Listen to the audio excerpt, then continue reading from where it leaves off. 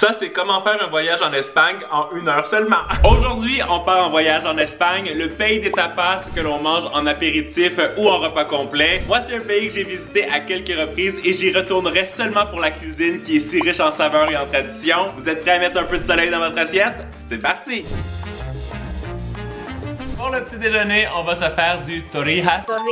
Je suis absolument pas doué en espagnol. C'est ce que l'on pourrait comparer au pain perdu ici en Europe ou au Canada. Mais il y a quand même une différence assez importante, vous allez voir dans la préparation. J'ai très hâte de l'essayer. Moi, j'en ai jamais fait, mais je pense que ça va être très bon. On a besoin de 500 ml de lait, 1 ou 2 petits bâtons de cannelle, 3 œufs, un petit peu de sucre qu'on va mélanger avec de la cannelle. Je vais le faire tout de suite. Et aussi une baguette de pain qui peut être légèrement sèche comme ça, qu'on va venir couper en morceaux. Dans une casserole, on verse le lait, on le fait chauffer et on va faire infuser la cannelle. On récupère la baguette et on va faire des tranches d'environ 2 à 3 cm d'épaisseur. On vient casser nos œufs. On va les battre. Super. Le lait est en train de frémir avec la cannelle, ça sent super bon. On va le récupérer. On va le mettre dans un petit contenant à côté des œufs. Ça, c'est la grande différence. Parce qu'au lieu de tout mixer ensemble, on va tremper le pain dans le lait et ensuite dans l'œuf. C'est un peu bizarre, mais j'ai hâte de voir si ça va faire une différence quand on va le déguster. Donc là, on vient tremper le pain d'abord dans le lait. On veut bien l'imbiber. Faut pas se brûler non plus. Ça sent vraiment très bon, le petit lait à la cannelle comme ça. Et une fois que c'est bien imbibé, c'est très moelleux. On vient le tremper dans l'œuf. On va le retourner de tous les côtés pour bien l'enrober. J'ai très hâte de goûter. Dans le lait et dans l'œuf. J'ai fait chauffer de l'huile dans une poêle. Et là, on vient mettre le pain à l'intérieur. J'ai l'impression que ça va rester super moelleux parce que le lait est bien imbibé. Et l'œuf, puisqu'il est juste à l'extérieur, ben on peut le cuire quand même assez rapidement. On va retourner ça. Ouh, ça a l'air très bon. Quand c'est bien cuit des deux côtés, on vient le tremper dans le sucre à la cannelle et on va pouvoir déguster ça. J'ai lu qu'il fallait quand même le laisser un petit peu refroidir, mais je suis trop impatient. Ok, j'ai posé l'assiette pour vous montrer. Le cœur est vraiment ultra moelleux. C'est comme un petit peu baveux limite. Mais puisque t'as pas d'œuf à l'intérieur, t'as pas l'impression de manger de l'œuf cru. C'est génial, c'est super bon. Je dirais même que je préfère ça au pain perdu. C'est assez léger comme différence, mais on le sent quand on goûte le plat.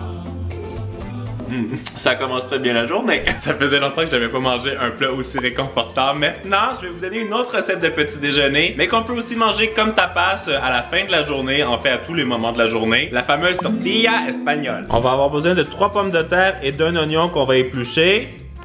Nickel. Les pommes de terre, on va les couper en 2 sur la longueur. Et ensuite, on vient faire des tranches d'environ 2 à 3 mm d'épaisseur. Faut pas que ce soit trop épais, trop mince. 3 mm, c'est vraiment parfait.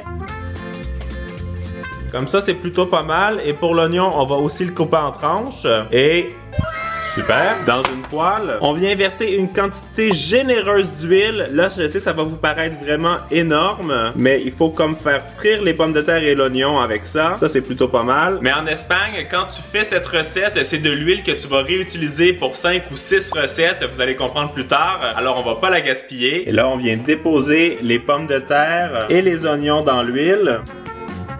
Et on va faire cuire pendant environ 10 à 15 minutes pour que ça soit vraiment bien attendri. Et on va mélanger de temps à autre pour être sûr que ça brûle pas. On veut juste que ça devienne tendre. Quand c'est bien recouvert d'huile et que ça a commencé à chauffer, mettez votre feu à intensité moyenne, comme ça va pas brûler. Et on couvre.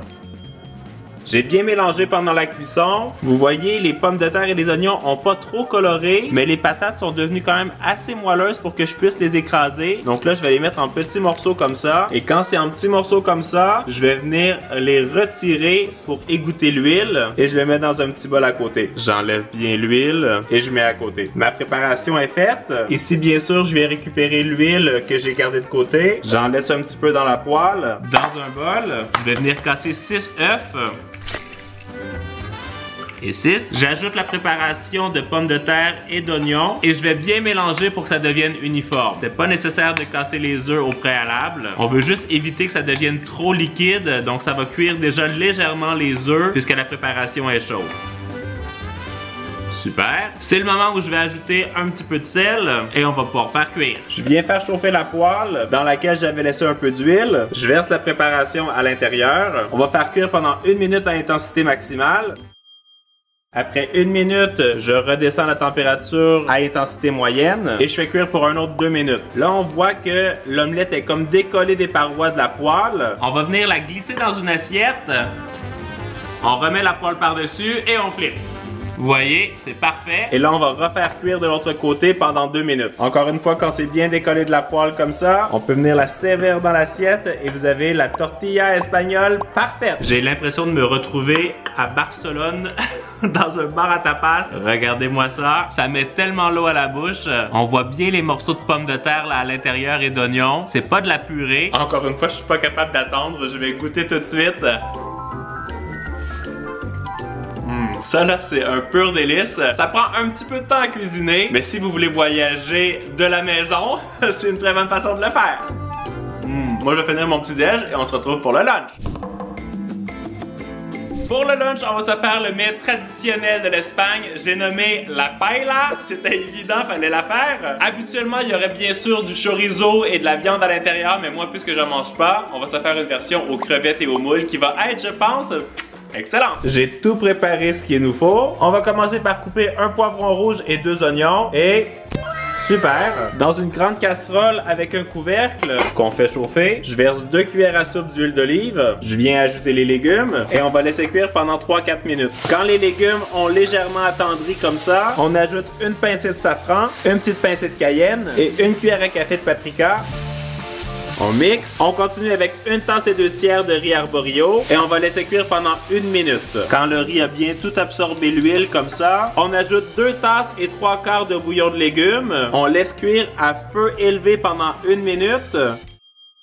Après 1 minute, je baisse au minimum et on couvre pendant 18 minutes. C'est aussi le moment, si vous voulez ajouter un petit peu de sel, de le faire. Vous le faites à votre discrétion. J'ai préparé une vingtaine de crevettes, une vingtaine de moules et une demi-tasse de petits pois. Après 18 minutes, je soulève le couvercle. Ouh, ça sent exceptionnel. Je vais venir poser les crevettes comme ça sur le dessus. Je fais la même chose avec les moules et parfait. Je rajoute 1 quart à 1 demi-tasse de bouillon et je couvre à nouveau pour 6 à 7 minutes. Ne faites pas comme moi et n'oubliez pas les petits pois. Je vais me dépêcher à les rajouter. Le moment le plus satisfaisant, c'est bien sûr quand tu soulèves le couvercle et... bienvenue en Espagne! Wow! Ça a l'air tellement bon! Les moules se sont bien ouvertes et les crevettes ont l'air parfaitement cuites. C'est sûr que c'est une version express de la paella, mais je sens que je vais me régaler. Wow! C'est tellement magnifique! Ça, quand t'invites des amis à la maison, c'est super facile à faire et surtout, ça va toujours impressionner les invités. On a la bonne odeur du safran. La cuisson du riz est juste à point. Je vais goûter les crevettes. Elles ont aussi pris le parfum, c'est vraiment fantastique. Ça, c'est comment faire un voyage en Espagne en 1 heure seulement. Moi, je vais finir de manger ça et on se retrouve tout de suite après pour le snack. Et je dois vous dire que j'ai très hâte parce que c'est une recette que j'adore faire et surtout qui est succulente. Il est 15h20 et j'ai le sentiment que vous savez ce qu'on va préparer comme collation. Bien sûr, des churros avec une sauce chocolat. C'est un autre classique espagnol dont on ne peut pas se passer. Je dis pas pour vous, mais moi j'ai faim. Dans une casserole que je fais chauffer, je verse 1 tasse d'eau, 1 cuillère à soupe de sucre, 1 pincée de sel, 2 cuillères à soupe de beurre. On porte ça à ébullition. Super! Je retire ça du feu, j'ajoute 1 tasse de farine d'un coup et je vais me dépêcher à mélanger pour que ça forme une boule. On le remet sur le feu pour bien dessécher la pâte pendant environ 30 secondes à 1 minute. Comme ça, c'est parfait. Dépose la pâte dans un bol et j'ajoute un œuf en mélangeant bien pour que ça devienne super homogène. Au début, ça va se séparer, mais vous allez voir, ça va finir par reprendre la forme d'une pâte. Quand l'œuf est bien incorporé, vous avez une pâte qui est assez lisse et qu'on va pouvoir venir pocher. Je l'ai mis dans une poche à pâtisserie avec une douille étoile, là, comme ça. On récupère des petits papiers cuisson comme ça. Et là, on va venir pocher nos churros de la forme qu'on veut. Et on coupe la pâte. On recommence. et on coupe. J'ai terminé de tout pocher les petits churros. En pochant comme ça les churros sur du papier parchemin, ça évite de faire des éclaboussures quand vous allez les mettre dans l'huile, donc c'est beaucoup plus sécuritaire. J'ai fait chauffer une casserole avec de l'huile à 180 degrés Celsius. Je viens déposer délicatement les churros et là ils vont se décoller du papier. Vous avez juste comme ça à tirer et c'est parfait. Et là, on va les laisser cuire comme ça pendant environ 4 minutes pour qu'ils deviennent bien croustillants. Quand ils sont bien dorés comme ça, on vient les mettre sur un papier absorbant et on vient les rouler dans le sucre à la cannelle. Génial! Moi, j'ai servi ça dans une petite barquette et on va pouvoir déguster. Je pense que c'est le moment que j'attendais depuis le début de la journée. Bien sûr, les churros, ça se mange avec la petite sauce chocolat comme ça. Faut que ce soit bien généreux et... La cuisson est vraiment idéale. Franchement, c'est comme croustillant à l'extérieur, bien moelleux à l'intérieur. Ça, c'est le genre de collation que je pourrais manger tous les jours. Je vais terminer ma petite barquette et nous, on se retrouve pour le repas du soir. Il n'est pas encore 21h au Québec, mais je vais quand même commencer la prochaine recette pour le repas ce soir. Je sais pas si je vais avoir la patience d'attendre jusqu'à 21h pour manger, comme en Espagne. J'aurais bien sûr pu nous faire un petit gazpacho, la fameuse soupe de tomates espagnole qui est hyper classique et délicieuse et très rafraîchissante. Mais je l'ai déjà fait dans ma vidéo où j'ai fait que des recettes avec des tomates. D'ailleurs, tu peux la voir dans le petit i. Alors ce soir, j'ai pensé vous proposer une autre recette que je n'ai jamais testée et que j'ai très hâte de déguster. Les petits empanadas au thon et aux œufs durs. Je pense que ça va être bon. On va commencer par préparer la pâte. Elle est super simple et sans pétrissage. Donc ça va être pratique et rapide. Dans un bol, je vais mettre 120 g d'huile végétale et 130 ml ou 130 g de lait. J'ajoute une petite cuillère à café de piment doux et petit à petit, je vais ajouter 350 g de farine pour que ça forme une pâte. Je vais finir de pétrir ça avec les mains. Vous voyez, ça se forme super bien. C'est pas plus compliqué que ça. En fait, tout à l'heure, j'ai dit sans pétrissage, mais c'est surtout sans temps de repos. Le seul pétrissage que vous avez à faire, c'est ça. Et votre pâte est prête. On va la mettre de côté. On va s'attaquer maintenant à la garniture des petits empanadas. Dans une poêle, on met un petit filet d'huile. On vient ajouter un oignon. On va l'attendrir. Quand ils ont légèrement coloré comme ça, on ajoute 150 g de sauce tomate. Vous pouvez même mettre jusqu'à 200 g, ça va être meilleur. Un petit peu de sel et poivre. Et on ajoute une petite cuillère à café de farine pour épaissir et on mélange bien pour que ça la cuise. Ici, j'ai 2 cannes de thon et 3 œufs qui sont cuits durs. Je vais tout mettre ça en morceaux.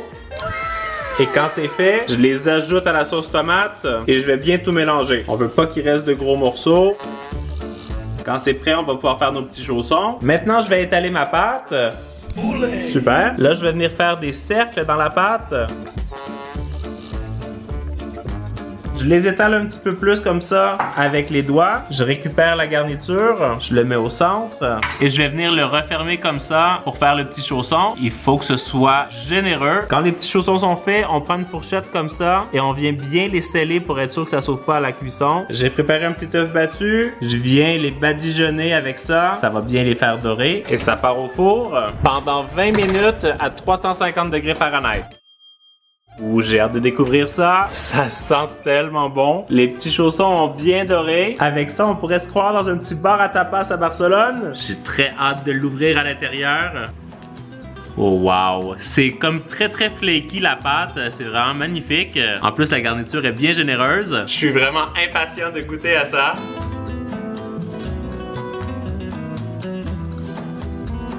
Oh wow! C'est vraiment succulent. Et la combinaison avec l'œuf, le thon, la tomate, le petit côté épicé qu'on a mis dans la pâte, c'est franchement un pur délice. C'est chaud! Alors moi j'espère que vous avez aimé cette vidéo. Dites-moi en commentaire comme dans quel autre pays on devrait manger pour une autre vidéo. Et en attendant celle de la semaine prochaine, vous le savez, vous êtes les meilleurs. Ciao ciao! Franchement, c'est un vrai délice.